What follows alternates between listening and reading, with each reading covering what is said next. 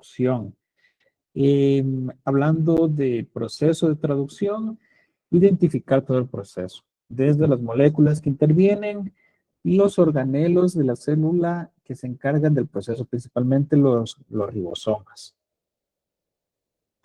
Algunas generalidades de la transcripción y de la traducción específicamente. La transcripción ya vimos el proceso en el cual se genera una molécula de ARN mensajero a partir de una cadena molde que se encuentra en el núcleo de la célula, en el ADN.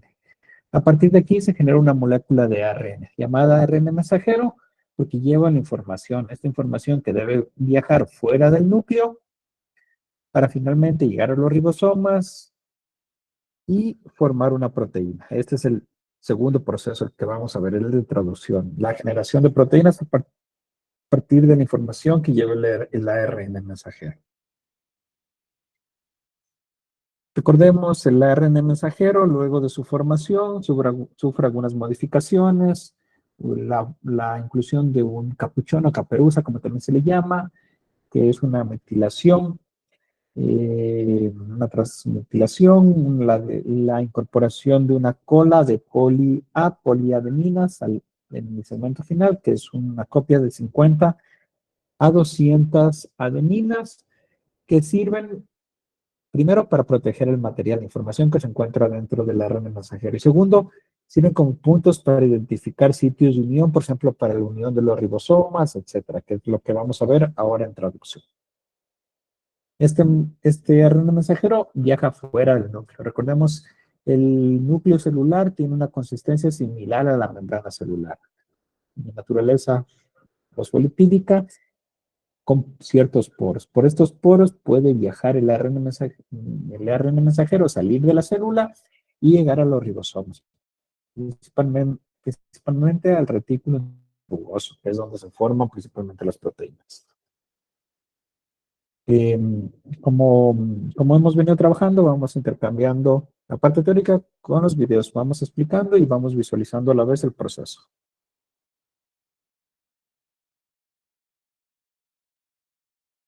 Es el proceso de sintetizar una proteína. La traducción es el proceso de sintetizar una proteína a partir de una plantilla de ARN mensajero. Este proceso se inicia cuando la pequeña subunidad de un ribosoma, acoplado a una RNT de metionina, se une al extremo 5' de una RNM. Entonces, la pequeña subunidad empieza a escanear en una dirección de 5' a 3' hasta que encuentra un codón AUG que funcione como el sitio de inicio de traducción. A continuación, el anticodón de la RNT de metionina se empareja con el codón AUG y recluta la subunidad grande del ribosoma. La síntesis de la nueva proteína empieza cuando una RNT que lleva sus aminoácidos se enlaza al próximo codón de la RNM a través de su anticodón. Esta acción ubica al nuevo aminoácido muy cerca del aminoácido previamente incorporado, que forma un enlace peptídico entre los dos aminoácidos. La traducción continúa a medida que el ribosoma se mueve hacia el próximo codón en la secuencia. Este movimiento hacia adelante se llama translocación y continúa hasta que el ribosoma encuentre un codón de parada.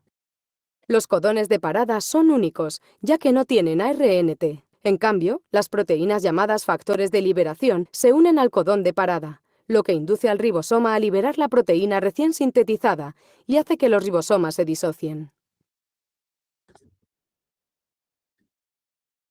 Ya, aquí está de manera muy resumida todo el proceso, que lo vamos a explicar más en detalle en esta clase. Recordemos, tenemos formado el ARN mensajero, pero el ARN mensajero lleva ciertos codones, cierta información que indica, en primer lugar, el inicio de traducción, desde dónde se va a traducir la información hacia aminoácidos y finalmente hacia proteínas.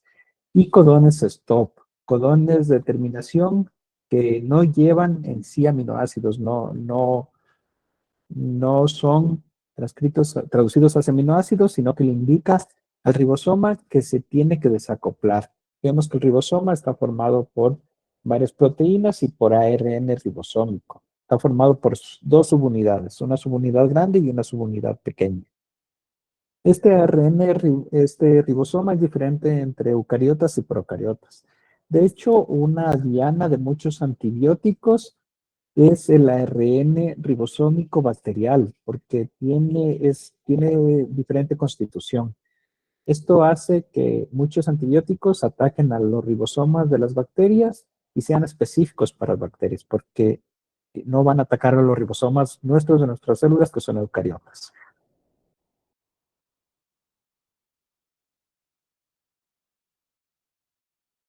Algunas generalidades del ARN mensajero.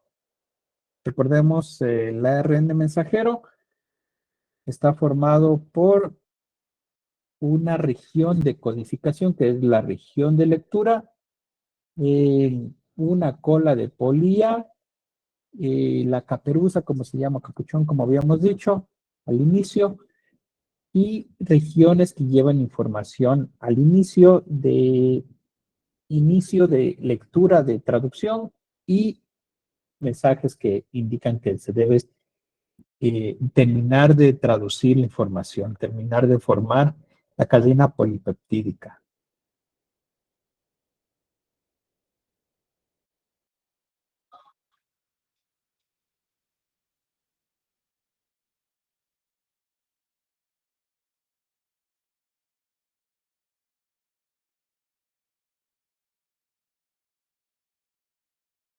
El transporte del ARNM desde el núcleo a ubicaciones específicas en el citoplasma es un proceso altamente regulado que es asistido por una variedad de elementos cis y trans funcionales.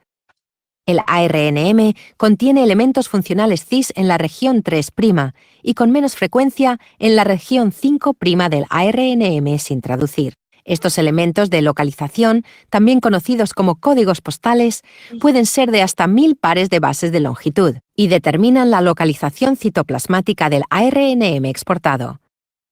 Los elementos funcionales trans incluyen proteínas de unión al ARNM que reconocen secuencias específicas o estructuras formadas por el ARNM y que junto con ARN forman partículas heterogéneas de ribonucleoproteínas nucleares. El ARNM en estas partículas se exporta después a través de los complejos de poros nucleares, con la ayuda de proteínas exportadoras que se asocian tanto con el ARNM como con los complejos de poros nucleares.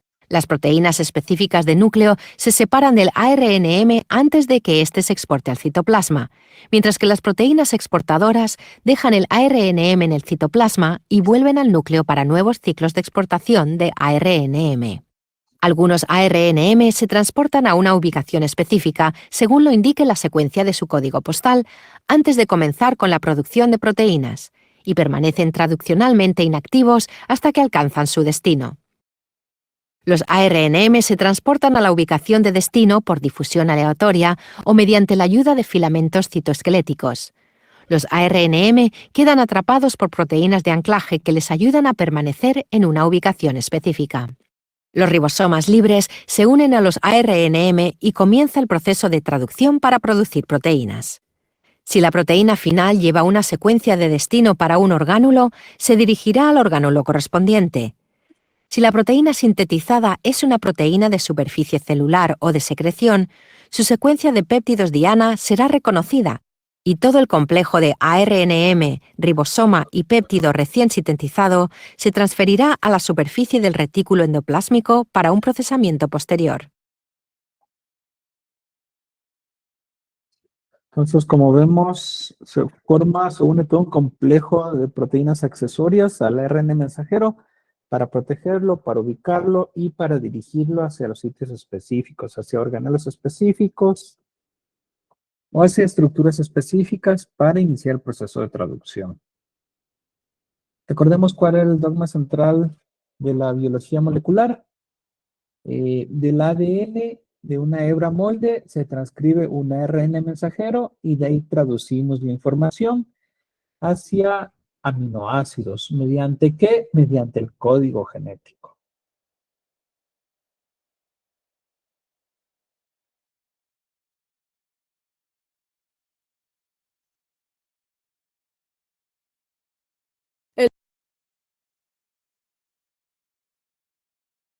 El dogma central de la biología molecular molecular afirma que la información codificada en el ADN se transfiere al ARN, que entonces dirige la síntesis de proteínas según estas instrucciones. Primero, en el proceso de transcripción, el ADN se utiliza como plantilla para sintetizar el ARN mensajero, el ARNM, que representa una copia de la hebra de codificación, excepto las timidinas, que son reemplazadas por uracilos. Luego, en el proceso de traducción en las eucariotas, el ARNM viaja a un ribosoma.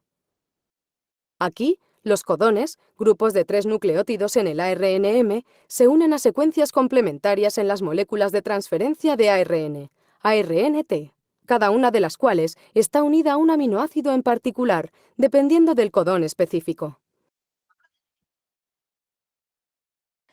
Por ejemplo, el codón CCA se une a un ARNT unido a la prolina, mientras que el AGC se une a un ARNT unido a la serina. De esta manera, el código genético especifica el orden en que los aminoácidos están dispuestos en el polipéptido resultante. Los polipéptidos, a menudo, se procesan posteriormente para convertirse en proteínas funcionales. Otro componente muy importante, entonces, para la traducción es el ARN de transferencia que lee la información mediante el código genético. ¿Qué era el código genético? Código genético era cómo leemos los tripletes o codones que se encuentran en el ARN mensajero. Este código genético, recordemos, se lo denominaba también degenerado. ¿Por qué? Porque no es preciso. Puede variar principalmente el último codón y se identifica o se transcribe, se traduce hacia el mismo aminoácido. Por ejemplo, como vemos, prolina es sintetizado por cualquiera de estos codones. Citosina, citosina, timina, citosina, citosina, citosina, citosina, citosina, adenina o citosina, citosina, guanina. Y como vemos, puede variar cualquiera de los últimos nucleótidos, de cualquiera de las últimas bases de estos nucleótidos, especialmente la tercera letra. Y nos va a codificar, va a ser traducido para el mismo aminoácido, para prolina. Así tenemos 20 aminoácidos que pueden ser leídos mediante este código genético. A partir de las 64 posibles combinaciones con las 3 letras, con los 4 pares de bases que conocemos: adenina, timina, guanina y citosina. Entonces, como vemos, un aminoácido puede ser codificado por más de un codón.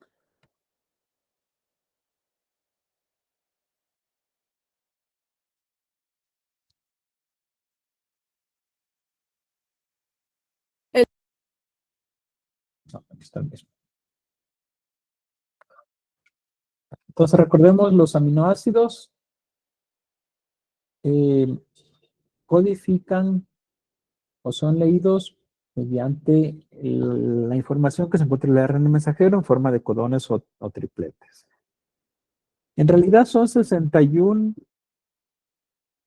secuencias que codifican para aminoácidos, porque tenemos 3 secuencias que no van a codificar para un aminoácido, que son los que veíamos como codones de stop, codones de parada, codones que le indica al ribosoma que hasta ahí llegó la información. Hasta ahí se debe leer el ARN mensajero, se debe acoplar.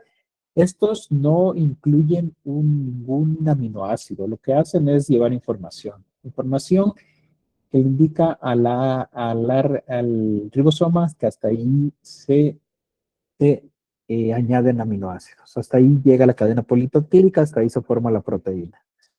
Son 3. UAA, UAG y UGA. Cuando el ribosoma lee cualquiera de estos codones stop, para de unir la secuencia de aminoácidos. Y un codón de inicio, el AUG. El AUG, que es el codón, la metionina, que es el aminoácido con el que inician todas las cadenas polipeptídicas. Este código genético se considera universal. Son los mismos codones utilizados para todas las secuencias de los seres vivos. De ahí también que se considera como una evidencia de que todos provenimos de un organismo único, de LUCA, de un mismo organismo eh, del cual se derivó toda la diversidad de la vida.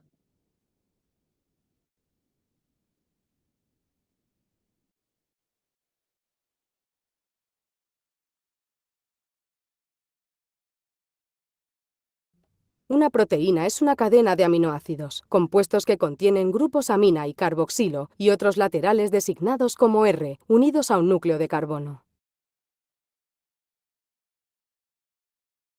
Los aminoácidos se enlazan a través de enlaces peptídicos covalentes y la serie repetitiva de átomos a lo largo del núcleo se denomina columna vertebral del polipéptido.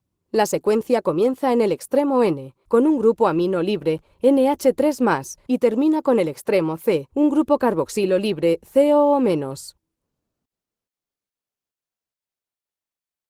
Cada proteína es única, dependiendo de la cantidad de aminoácidos y sus cadenas laterales. Por ejemplo, la hormona liberadora de tiroides tiene 234 aminoácidos, mientras que la conectina de la proteína muscular elástica tiene más de 34.000. Además, hay 20 cadenas laterales diferentes, que se dividen en uno de 4 grupos. Los aminoácidos polares negativos, como los ácidos aspartico y glutámico, tienen cadenas laterales con un grupo carboxilo. Debido a esto, actúan como un ácido a pH neutro. Los aminoácidos polares positivos actúan como bases y tienen un grupo amino en su cadena lateral. Varios aminoácidos son polares pero no tienen carga. Tienden a ser hidrofílicos y constituyen la porción externa de una proteína plegada, donde están libres para interactuar con el ambiente acuoso. Por último, un gran grupo de aminoácidos contiene cadenas laterales no polares. Pueden ser simples, como en glicina, o complejos, como la prolina y el triptófano.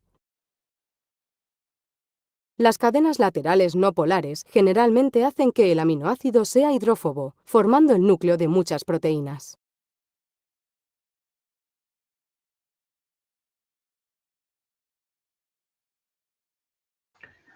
Pasando de las secuencias de bases hacia la formación de aminoácidos para la formación de un grupo, de una cadena peptídica y finalmente la formación de una proteína.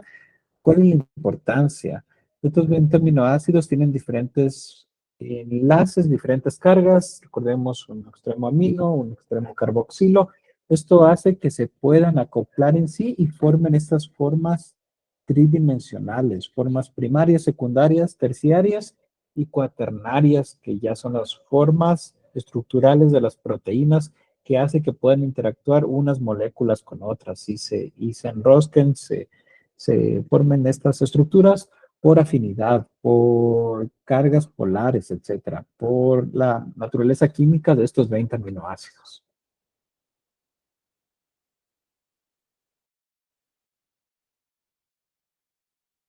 Recordemos entonces la estructura de los aminoácidos que veíamos aquí. Un grupo carboxilo, un grupo amino, cadenas laterales que le dan diferentes cargas a estos aminoácidos. Los 20 aminoácidos que se pueden formar a partir de las combinaciones de los... Esperen un ratito que se me están descargando los audífonos. Esperen.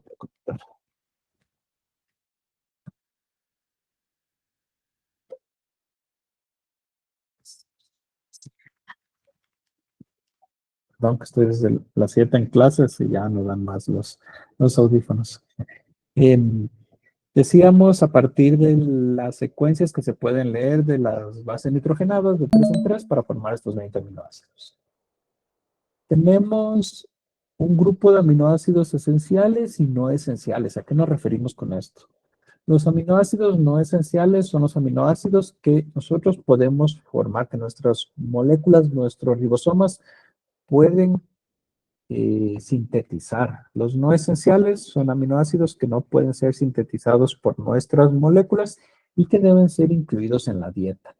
Estos aminoácidos esenciales que podemos ver que los promocionan en algunos suplementos alimenticios, etcétera, ¿Cuál la importancia de la dieta? Porque nuestras moléculas, nuestras células no los pueden sintetizar, deben ser consumidos en la dieta y deben ser introducidos a partir de la dieta en procesos de transaminación. Nuestras moléculas durante el metabolismo son capaces de añadir estos grupos, carboxila, amina, etcétera, para transformar unos aminoácidos en otros. Estos 20 aminoácidos esenciales son los que debemos consumir en la dieta. Leucina, lisina, isoleucina, metionina, triptófano, valina, histidina y los demás no esenciales son los que nosotros podemos sintetizar mediante estos procesos. ¿En qué moléculas? En los ribosomas. ¿Cómo están constituidos los ribosomas? Los ribosomas decíamos que están constituidos por dos subunidades.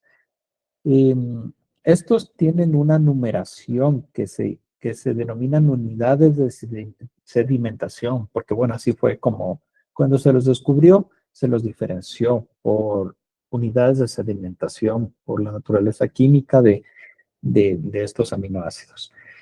Los aminoácidos de los procariotas están formados por dos subunidades, una grande, 50S, 50 unidades de sedimentación, y una pequeña, 30S, 30 unidades de sedimentación. A su vez, están formados por grupos de proteínas, 21 proteínas el 30S, 31 proteínas el 50S, y por ARN ribosomal. Recordemos que el ARN ribosomal también es importante para la formación de los ribosomas. El ARN ribosomal 16S en la subunidad pequeña y el 23S y 5S en la subunidad grande. Finalmente, estos 50 más 30, aquí nos suman 70. En realidad es por las unidades de sedimentación. Decíamos que no es que sea una suma aritmética, sino que al formar la subunidad grande, este tiene 70 subunidades de sedimentación, unidades de sedimentación. A diferencia del ribosoma eucariota. El ribosoma eucariota ya formado tiene 80 unidades de sedimentación, 80S, formado por dos subunidades pequeñas, dos subunidades, la grande 60S y la pequeña 40S. A su vez, el 60S formado por 49 proteínas y tres tipos de ARN ribosomal, el 28S, el 5.8S y el 5S. Y la subunidad pequeña formada por 33 proteínas en conjunto con la ARN ribosomal 18S. Recordemos lo importante, la subunidad grande, perdón, la diferencia entre el ribosoma procariota 70S y el ribosoma eucariota 80S. 80S formado por 60-40, 70 formado por 50-30. Esta diferencia decíamos que es muy importante, por ejemplo, porque muchos antibióticos, de hecho los primeros antibióticos, son específicos para matar a bacterias actuando sobre los ribosomas que tienen esta diferencia en sus unidades de sedimentación, 70S. Estos antibióticos que eliminan únicamente a las bacterias que nos están causando algún daño, van a eliminar estas bacterias 70S, aunque también eliminan las bacterias de nuestra microbiota intestinal, que muchos son importantes para procesos de síntesis de vitaminas, de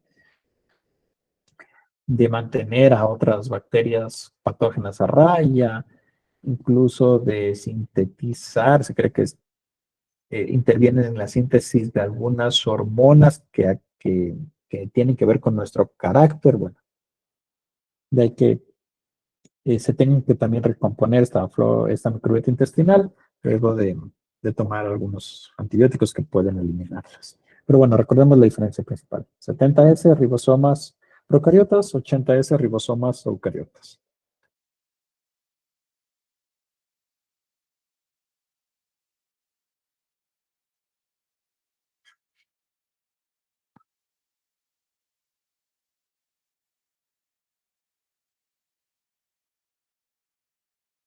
Eukaryotic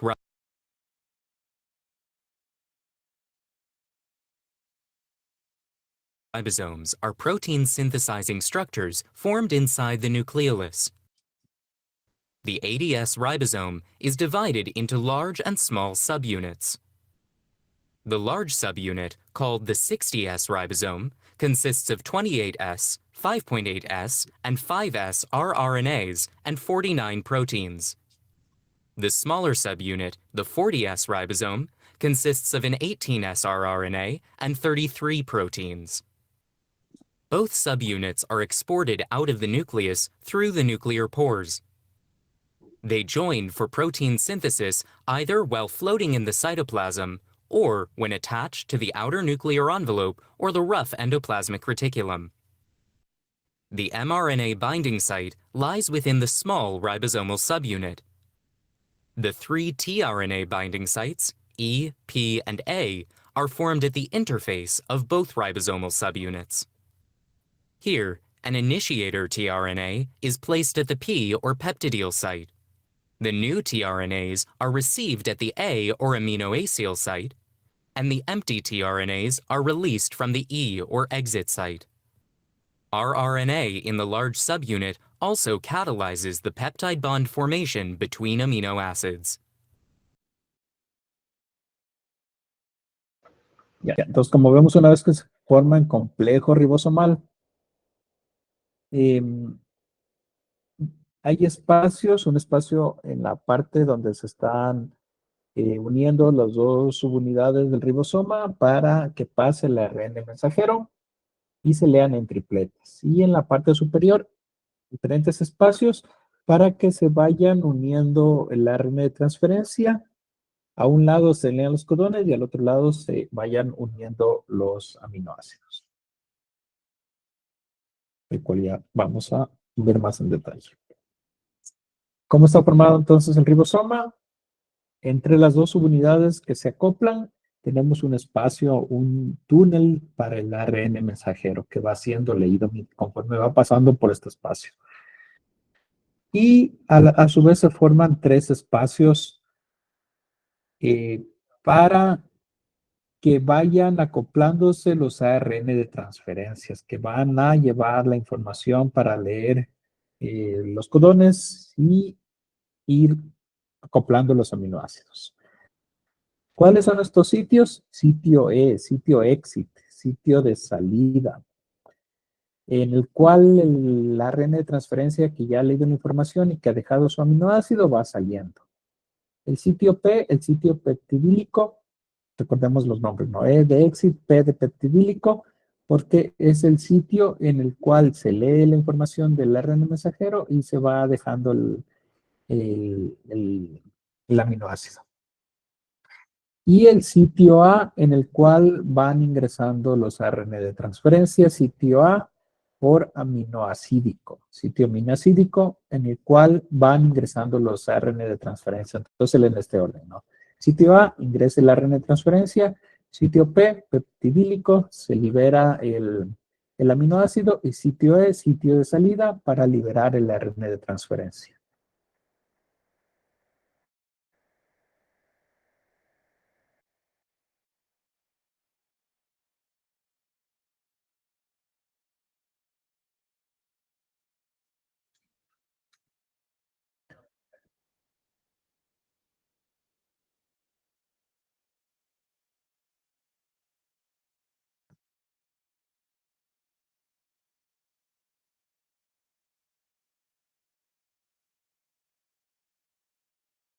Los ribosomas, estructuras que sintetizan proteínas, se forman dentro del nucleolo y se componen de ácido ribonucleico ribosómico y muchas proteínas diferentes. Los complejos se dividen en dos partes, grandes y pequeñas subunidades que junto con otras moléculas como el ácido ribonucleico mensajero y de transferencia, fluyen afuera del núcleo a través de los poros en la envoltura nuclear. Una vez en el citoplasma, los componentes se unen, ya sea mientras flotan libremente o se unen a otra envoltura nuclear externa cercana o un retículo endoplasmático rugoso y comienzan el proceso de traducción, creando nuevas proteínas en los distintos puntos de unión.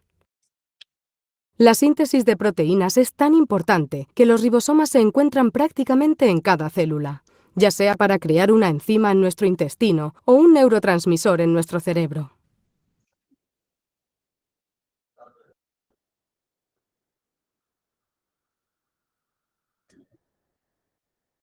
¿Cuál es la estructura del ARN de transferencia? El ARN de transferencia está formado por el plegamiento que genera el ARN lineal. Recordemos, el ARN lineal tiene la capacidad de formar dobleces y de plegarse sobre sí mismo. En este caso, se pliega sobre sí mismo en ciertas estructuras formando una especie de hoja de trébol con diferentes brazos. Un brazo denominado aceptor, que es el lugar de unión con el aminoácido, la parte superior que vemos aquí. Aquí vemos el aminoácido que está llevando este ARN de transferencia específicamente. Otro brazo denominado bucle, brazo TF y C, como vemos aquí, que es el lugar de reconocimiento, el lugar de unión con el ribosoma. Otro brazo denominado brazo D, que es reconocido en cambio por el aminoácido ARN sintetasa. Aquí ya vamos a ver a qué se refiere la enzima que se encarga de unir, de ir acoplando estos ARN de transferencias.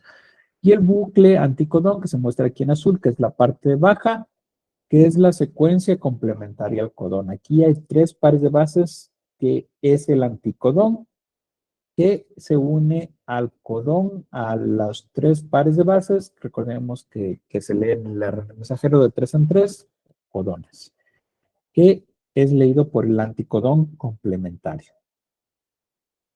¿Cómo se observa de manera tridimensional? Así es la estructura de un ARN de transferencia, formando una especie de hoja de trébol, formado por el acoplamiento o el enrollamiento del ARN de transferencia con algunas moléculas accesorias, no solo la molécula de ARN. Tiene varias moléculas accesorias también que ayudan a este trabajo.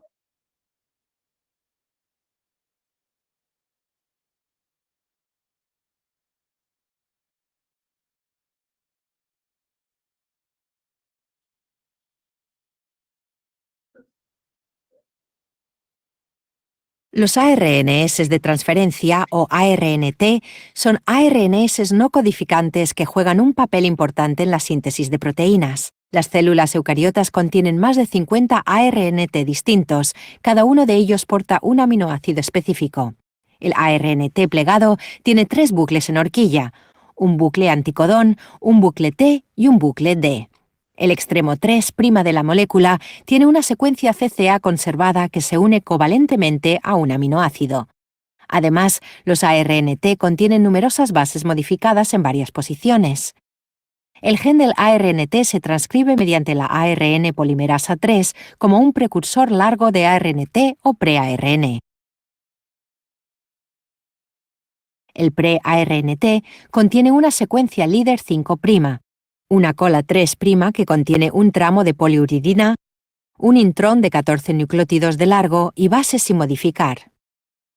El precursor del ARNT sufre procesamiento posttranscripcional y modificaciones antes de dar lugar a un ARNT maduro. La extensión del procesamiento varía significativamente en orden y tipo para los diferentes ARNT. El primer paso en el procesamiento de ARNT implica la eliminación de la secuencia líder 5' y es catalizada por una enzima de ARN llamada ribonucleasa P o RNasa P. Esta enzima contiene un ARN catalíticamente activo que elimina la secuencia líder 5'. En el segundo paso, se recorta la secuencia final del extremo 3' mediante una o más nucleasas, como la exonucleasa RNasa D. En el tercer paso de la serie se añade el trinucleótido CCA del extremo 3', del que carecen algunos precursores de ARNT bacteriano y todos los precursores de ARNT eucariotas. En todos los pre-ARNT eucariotas, una enzima llamada ARNT nucleotidiltransferasa añade la secuencia CCA al extremo 3' procesado. A continuación, varios nucleótidos en el pre-ARNT se modifican químicamente en posiciones específicas. Las modificaciones de base más comunes incluyen la metilación, desaminación, reducción e isomerización. En el paso final del procesamiento del ARNT, la secuencia intrón se escinde de los transcritos de ARNT para producir un ARNT maduro.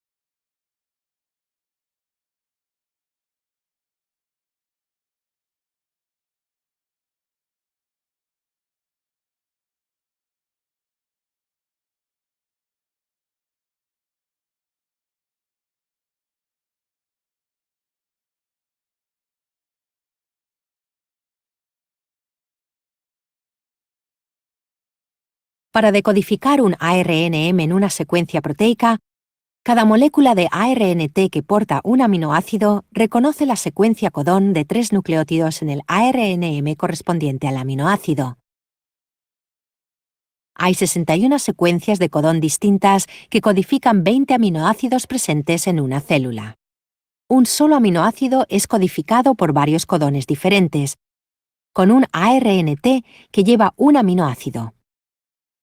Durante el emparejamiento del anticodón del ARNT con el codón del ARNM, una vez que las dos primeras posiciones están emparejadas, la tercera base puede emparejarse con cualquiera de las purinas o cualquiera de las pirimidinas. Esta base oscilante permite que 20 ARNT decodifiquen 61 codones de ARNM.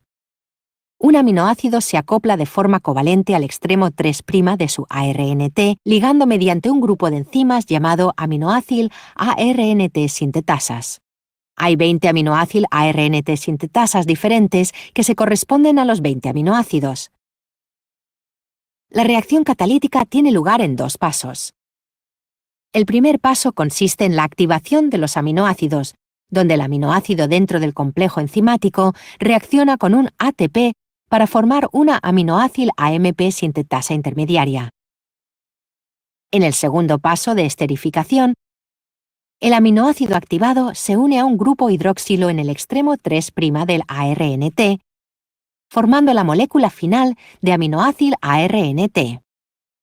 Si la enzima se une al aminoácido equivocado, ésta puede corregir el error mediante un mecanismo de revisión. El aminoácido correcto tiene alta afinidad por el sitio activo de la enzima. Los aminoácidos más grandes son rechazados por el sitio activo.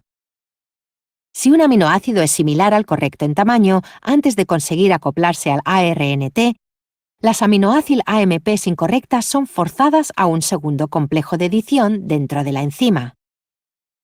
Puesto que las dimensiones de este complejo de edición se ajustan de forma precisa al aminoácido correcto, las aminoácil AMPs incorrectas se hidrolizan en lugar de quedar unidas al ARNT.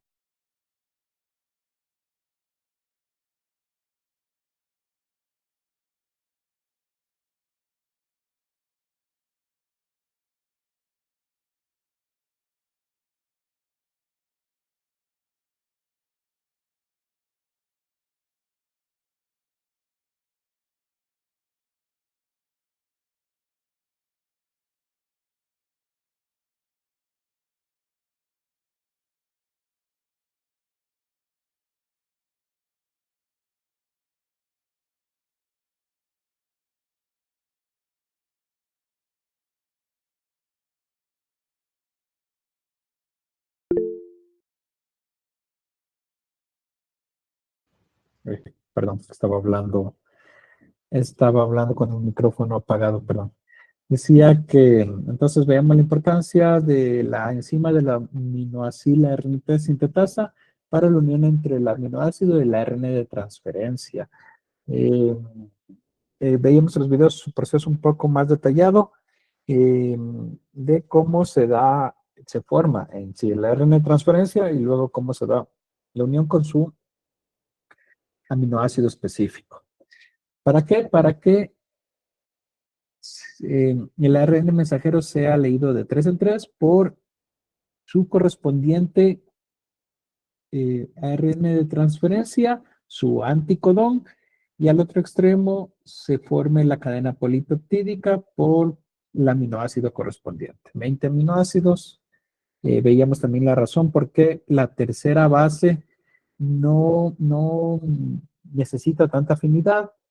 La afinidad se da principalmente en la primera y segunda base del codón y el tercero queda como oscilando, no es tan específico. También por eso es que se pueden formar varios aminoácidos a partir de diferentes tripletes, especialmente variando la tercera base.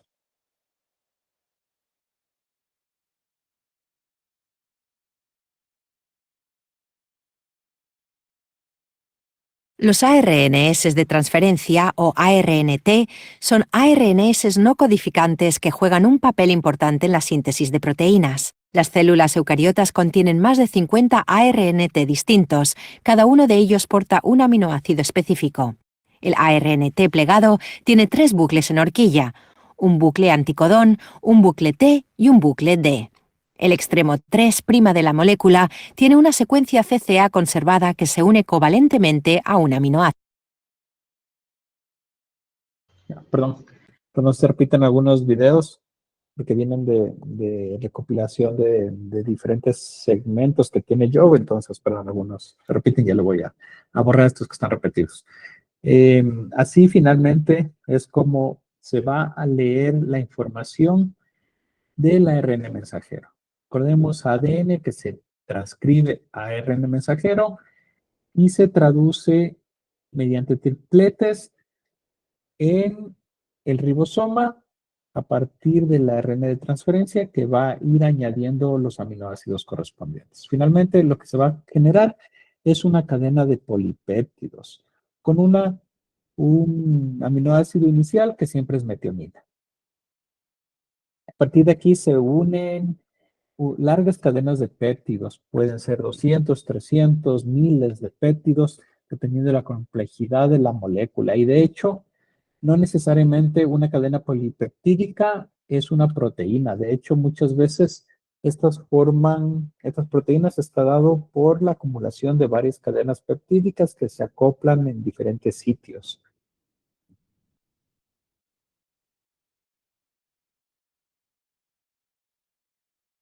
Así entonces iniciamos la traducción, ya veíamos todos los conceptos y vamos a ver todo el proceso ya en funcionamiento. El codón de inicio en las eucariotas siempre va a ser la metionina. Aquí hay una diferencia entre el codón de inicio en procariotas y en eucariotas.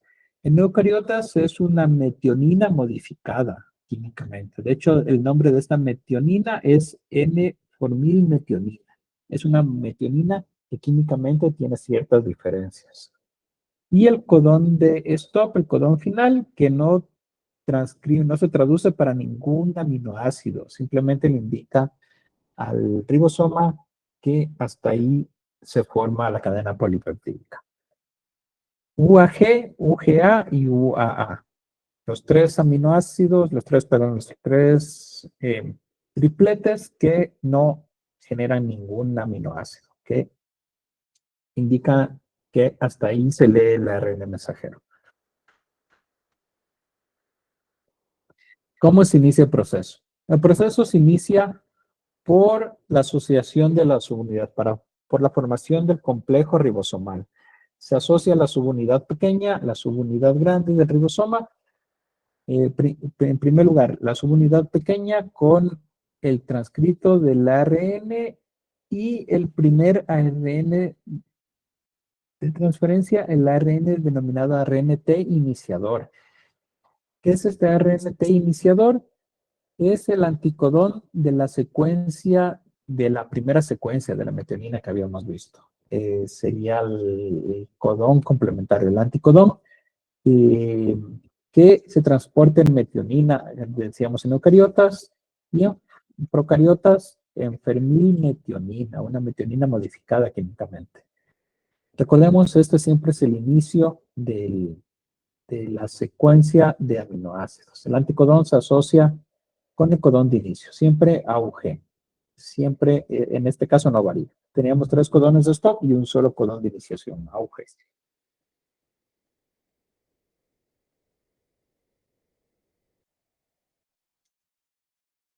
En el ARNM, el sitio de inicio de la traducción es crucial. Si la traducción comenzara un nucleótido antes o después del codón de inicio, cada codón que sigue en el ARNM se leería incorrectamente, sintetizando una secuencia de aminoácidos no funcional. La traducción comienza con el codón AUG y un iniciador de ARNT que porta el aminoácido metionina o la forma de metionina modificada químicamente en bacterias. El ARNT iniciador también contiene nucleótidos conservados que reconocen unas proteínas llamadas factores de iniciación eucariota o EIFs.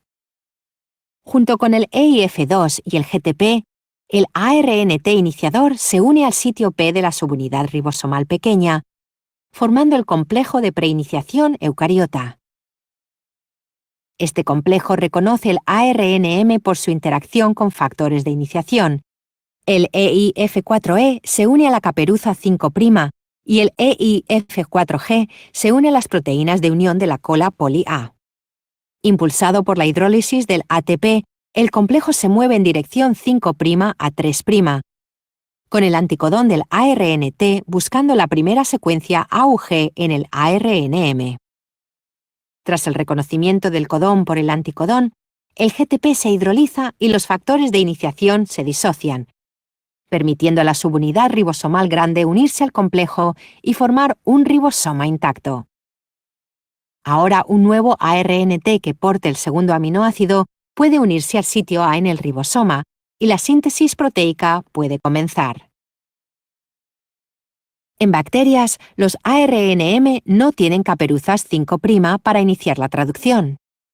En su lugar, cada ARNM bacteriano contiene una secuencia líder previa al primer codón AUG, llamada secuencia de Shine-Dalgarno. Esta secuencia consenso AGG-AGGU sirve como sitio de unión ribosomal por emparejamiento de bases con una secuencia complementaria en el ARNR16S de la subunidad ribosomal pequeña. Ahora, la subunidad ribosomal 50S puede unirse al complejo de iniciación con el ribosoma completo, listo para comenzar la traducción. Vemos algunas diferencias entre el inicio de la traducción en procariotas y en eucariotas. Secuencias consenso como la Shine-Dalgarno En el es una secuencia específica de varios pares de bases que indica que sirve de iniciador para que se forme el complejo ribosomal completo. Después de que se ha formado el complejo ribosomal, decíamos que teníamos tres sitios, tres espacios, sitio A, sitio P y sitio E. Al unirse las subunidades se forman estos compartimentos y el RNA T iniciador va a ocupar el compartimento P. Esto hace que una vez que se ha dado este movimiento, hace que el compartimento A quede libre para el ingreso de un ARN de transferencia que va a ingresar dependiendo del codón que continúa a partir de la metionina, ¿no? La metionina siempre es el primer aminoácido. Y a partir de aquí se van uniendo los ARN de transferencia dependiendo los tripletes o codones que correspondan, principalmente leyendo las dos primeras bases del triplete.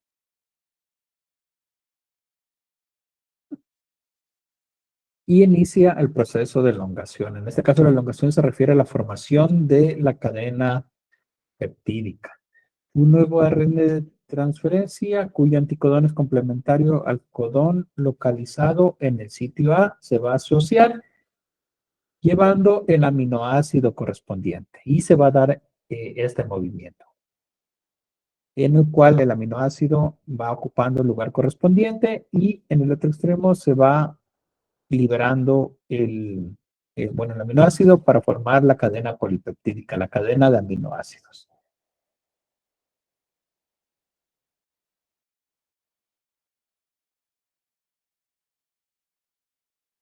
Un solo ARNM eucariota se traduce entre aproximadamente 30 y 60 segundos para producir una proteína de tamaño estándar.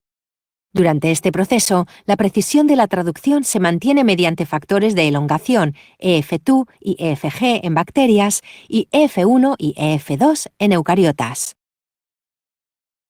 Durante la traducción, el EF2 se asocia con GTP y aminoácido ARNT. Juntos, se unen al sitio correspondiente del ribosoma para formar un dúplex codón-anticodón. Cada interacción codón-anticodón se comprueba 2 veces. El primer punto de control es el emparejamiento de bases complementarias entre el codón de ARNM y anticodón de ARNT. Una combinación correcta de codón-anticodón se une más estrechamente que un ARNT incorrecto que se acabará disociando. En el segundo punto de control, Parte del ARNR16C en la subunidad pequeña del ribosoma se pliega alrededor de las bases emparejadas, formando una red de contactos ribosomales que son específicos para cada posición del codón-anticodón. Un ARNT incompatible no logra hacer contacto ribosomal y se disocia, mientras que el ARNT correcto cambia la conformación del centro catalítico en el ribosoma. Esto se conoce como ajuste inducido. Esto provoca que el Fe2 hidrolice GTP y se disocie del ribosoma. El aminoácido ARNT liberado puede ahora participar en la traducción. Si un aminoácido ARNT escapa de la corrección y se añade a la cadena de polipéptidos en crecimiento, una incompatibilidad de coincidencia codón-anticodón en el sitio P del ribosoma causa un aumento de la tasa de error en el sitio A. Con rondas sucesivas de errores en la incorporación de aminoácidos, la cadena de polipéptido incorrecta se detiene prematuramente por factores de liberación y la proteína defectuosa se degrada.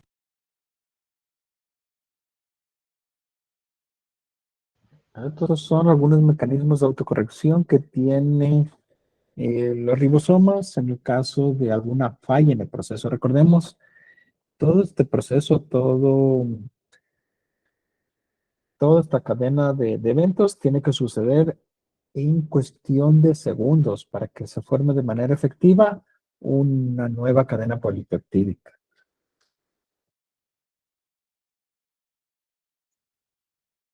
Durante la elongación se va a formar el enlace peptídico uniendo a la cadena del sitio P con el aminoácido recién llegado del sitio A. Este proceso, como vemos, se denomina transpeptidación, es decir, el proceso de unión de formación de la cadena peptídica. ¿Qué es lo que va a suceder aquí? Va a haber un desplazamiento, un corrimiento del ribosoma que va a liberar el ARN de transferencia que no posee ningún aminoácido y va a ubicar el ARN de transferencia que contiene la cadena de aminoácidos al sitio P, al sitio de translocación. Este movimiento se da de manera continua y finalmente va a quedar libre el sitio A para el ingreso de otro ARN de transferencia con el aminoácido correspondiente. Entonces, recordemos, este movimiento se da de manera continua y de manera muy rápida para la formación de la cadena polipeptídica. Así, finalmente, se va a formar la cadena polipeptídica por los enlaces peptídicos. Recordemos el enlace peptídico formado por los extremos aminoácido carboxil. Así finalmente se va a dar la elongación para la formación de una nueva cadena polipeptídica, ¿no? Ya lo hemos visto de manera muy detallada también el proceso a nivel molecular. ¿Hasta dónde? Hasta llegar a un codón de terminación, a un codón stop. El ribosoma llega a cualquiera de las tres secuencias que habíamos visto que se conocen como codones de terminación. Estos codones de terminación no van a unir a un nuevo aminoácido. Lo que va a hacer es permitir que se una el factor de liberación. El factor de liberación permite que se desamble la estructura del ribosoma, se hidroliza el enlace entre el ARN de transferencia y la cadena polipeptídica y se separan las subunidades ribosomales. Esta separación, estas subunidades ribosomales quedan libres para poder volver a unirse, pueden ser recicladas para volver a unirse y sintetizar una nueva cadena, traducir una nueva cadena de ARN mensajero. Recordemos los codones stop, UAA, UAG y UGA.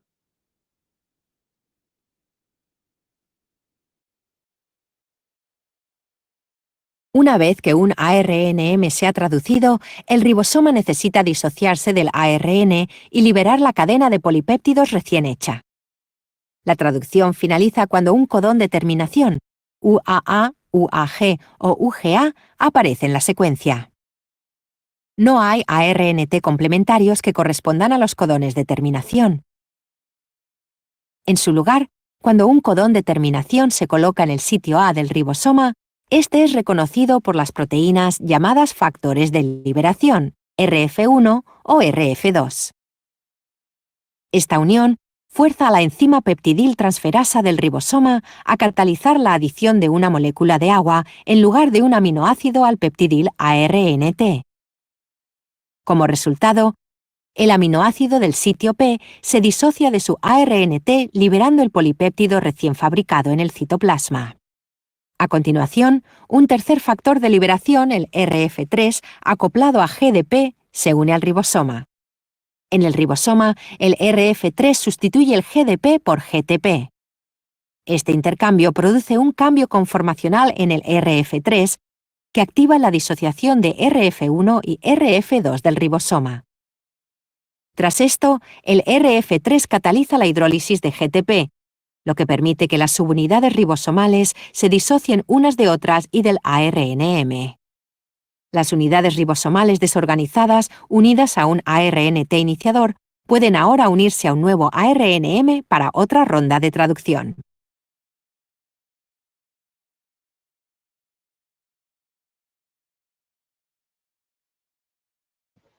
De hecho, se pueden acoplar varias unidades ribosomales a un mismo ARN mensajero y esto aumenta la velocidad de formación de una cadena polipeptídica, de alguna proteína específica que necesite la célula, por ejemplo.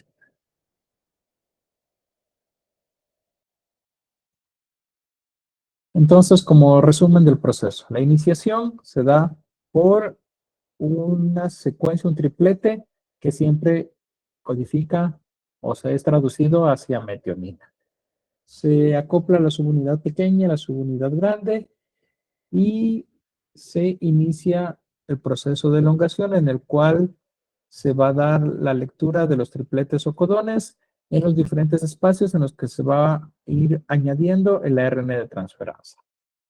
A partir del sitio A, el sitio P en el cual se libera el aminoácido para ir agregándose en la cadena polipeptídica y el sitio E de salida exit en el cual se va a desacoplar la ARN de transferencia. Esto va a dar espacio para que se unan los aminoácidos correspondientes para formar la cadena polipeptídica. Mediante esta unión, ¿no? este desplazamiento que se da entre estos espacios. Recordemos, este proceso siempre necesita consumo de energía, entonces tenemos la hidrolización del ATP de manera continua para este proceso. La terminación hasta llegar a un sitio de terminación, hasta uno de los codones stop, que no añade a un nuevo aminoácido, sino que como vemos, se hidroliza la cadena, se separa y tenemos liberado una nueva cadena polipeptídica, una nueva cadena que va a formar una proteína. Ya, aquí teníamos una animación que no se está reproduciendo, pero bueno, es similar a las animaciones que vimos en el video, en el cual vemos cómo se da el movimiento, cómo se van añadiendo los ARN de transferencias en los diferentes sitios de unión A, P, E, para ir formando la cadena, al otro extremo, la cadena polipeptídica, la cadena de aminoácidos. Ya, hasta aquí entonces tenemos todo el proceso de transcripción que vimos en la clase anterior y traducción que terminamos con esta clase. Desde la copia de la información, la transcripción del gen hacia ARN mensajero, el viaje que genera el ARN mensajero hasta llegar a los ribosomas para finalmente ser traducido, que es lo que vimos en esta clase. Les voy a dejar también un laboratorio complementario donde vemos algunas de estas cuestiones. Y también ya vimos también en algunos labs que les dejé de trabajo parte de estos procesos. Si es que ya se me durmieron o siguen ahí, no sé si ya agacharon cabeza. Tampoco les voy a despertar con un rap, una batalla de rap. Pero primero quería hacerles una pregunta, a ver si así los despierto. No me acuerdo si ya hice este ejercicio con ustedes o no, pero un punto al meter a la primera persona que me diga, sin consultar, ¿cuál fue el premio Nobel que se entregó la semana pasada? El premio Nobel de Medicina y Fisiología. ¿Por qué motivo? Más que el nombre, ¿por qué motivo? Hasta contar 5. 1, 2, 3. A ver, Ailí. Fue por descubrir cómo se ataca el cuerpo a sí mismo, algo así algo de inmunidad. Bueno, por ahí va la idea. Hazme acuerdo para ponerte el punto en el meter. Ok. Ahí, ya, ahí se despiertan, ¿no? Sí, específicamente se entregó el premio Nobel, se dividió entre 3 investigadores por el descubrimiento y más que nada por describir cómo los nuestros glóbulos blancos, específicamente las células T, maduran, recordemos las células T, nacen en la médula ósea y luego inician un proceso, una migración hacia el timo, de ahí también el nombre de células T, en el cual se da una selección negativa. De hecho, al más del 90% de las células son eliminadas. ¿Para qué? Para que identifiquen únicamente a patógenos, a antígenos que no pertenezcan a nuestras células. ¿Por qué? Porque si no se da este proceso de selección, estas células pueden empezar a luchar contra nuestro propio cuerpo, empezar a reconocer a nuestras células, a los antígenos de nuestras células como células extrañas, y esto es lo que genera diferentes problemas de de enfermedades autoinmunes. Ya, bueno, era para hacerles salimos un poco del tema y hablar un poco de actualidad, específicamente sobre los premios Nobel. Y de hecho, va la batalla de rap del día de hoy, con la que quería despertarles un poco. Una batalla entre las células de inmunidad, los linfocitos B contra los linfocitos T. La inmunidad humoral versus la inmunidad celular. Arriba las manos, esto no es un arresto. Tienen derecho a no guardar silencio, por supuesto, aquí de frente.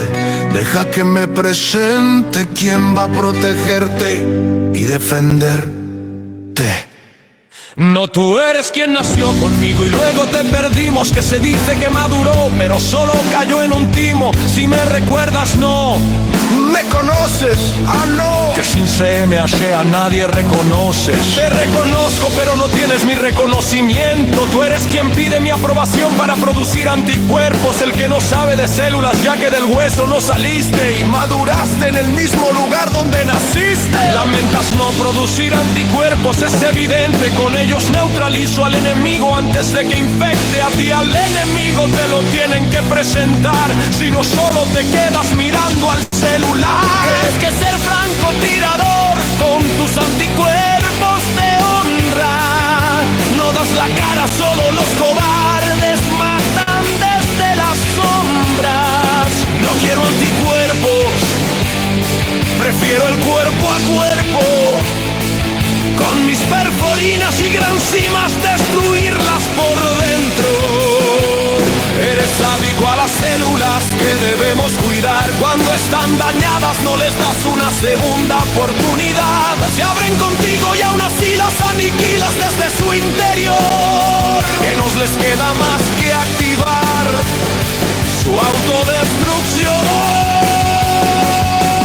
Todo es por un bien mayor. Cuando veo células madres con hijos sanos, sé que he cumplido mi labor. Detecto quienes no son sanos y disculpa de antemano si naciste al final de primavera o al comienzo del verano. Y en invierno es cuando más trabajo hay en el año. Células madre, díganle a sus hijos que no hablen con extraños. Y tú tampoco, mucho cuidadito al salir, que el VIH ya está preguntando por ti. Que vengan yo sin miedo y con estrategias. Tú te espantas y andas produciendo alergias. No solo hago versus, también colaboraciones. Puedo eliminar adversarios mientras orquesto batallones. En la alergia yo tiro el anticuerpo, pero no escondo la mano. Tú tiras la orden para hacerlo, luego dices, me las lavo. Yo protejo al que llora, tú al cuerpo sometes, atacando las células beta del páncreas, causando diabetes. No denuncies un crimen con las manos con sangre. La evidencia de diabetes son anticuerpos que fabricaste. Tu paranoia hace que donar sangre vaya de ser un acto de amor a un campo de batalla. ¿Y qué hay del acto de amor cuando te entregan su corazón? Rechazas y hieres a quien solo quería darte un abrazo o dos. Además, se pone mal tu humor cuando hay un mal tumor. Así sean séricos, yo hago que tengan buen humor. Humor y amor, ingenuo, no aprendiste nada en los huesos. Por eso eres víctima del virus de la enfermedad del beso. Ya deja de fabricar armas que solo me das risa. Mejor crea células de memoria para que recuerdes esta paliza. De fabricar anticuerpos dejaré el día que puedas atravesar la placenta para proteger al bebé. Yo me río más de ti y soy más adaptativo aquí, superé a los CD.